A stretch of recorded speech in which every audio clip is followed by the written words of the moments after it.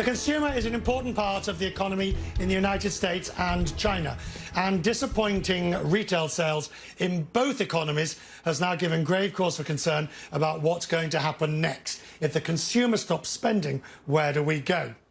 Retail sales in China are down 1.1% from July 2019, and US sales up 1.2%, but both figures are less than expected. In other words, the US should have been higher and China shouldn't have been as low. Annie Young-Scrivner is the chief executive of Godiva Chocolate, who joins me now from New York via Skype. All right, so you've had to close your retail stores, obviously during COVID, and that's required you to find different ways to get your delicious chocolates into the mouths of consumers. Yes, Richard, thanks for having me. Chocolate continues to grow, and one of the things that we have been able to do is really amplify our digital segment, which is growing triple digits across the globe. The other thing that we did is to be where consumers are shopping is to open up consumer packaged goods business as well, getting into channels like grocery, like mass, like drug, opening up a new segment of business. And it's where consumers are shopping today. When you look at the global size, it's about 18 billion in revenue. And premium chocolate has been growing faster in that segment than any other chocolates.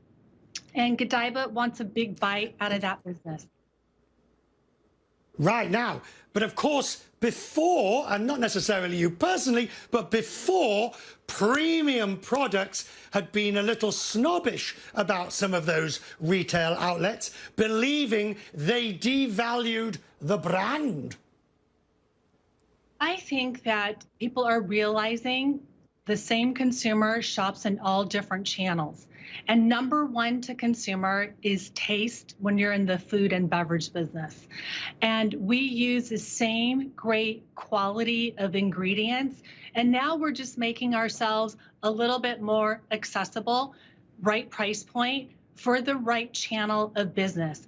In fact, during this whole pandemic, we launched a brand new line of chocolate bars called Signature, and it's perfect for this environment. Do you imagine that you won't open many of those stores again? They were very expensive to keep. A lot of them are flagship in name, and it's an opportunity to cut costs by getting rid of them and the leases. I think brick and mortar is going to change. I think it's still going to exist because consumers are demanding an omni-channel experience. But I think digital technology will be on the forefront. When we open our stores and the stores that are open today, you could use the Godiva app, you could mobile order and pay, you could do curbside, and we could deliver to your home. It makes it seamless. So if you want to shop digitally and have that whole digital experience, if you want to do digital plus a physical experience, we will offer that as well. Annie, I just want to get a feeling from you. As all this happened, you had to completely rethink your business, your plans and everything. How difficult was it for you? Never mind the great team that you've got with you, but just for you as a CEO to focus and say, I am going to have to rethink this completely. I think it was a very challenging time. I remember calling friends asking, have you ever experienced this? And what I heard is if you add 9/11 plus the financial crisis and you make it worse, that's the situation that we're in. You always want to make sure you take care of your people first. It was 18 hours a day, 7 days a week, and I'm so fortunate to have a strong team. But we quickly realized how the consumer was engaging, what she or he wanted.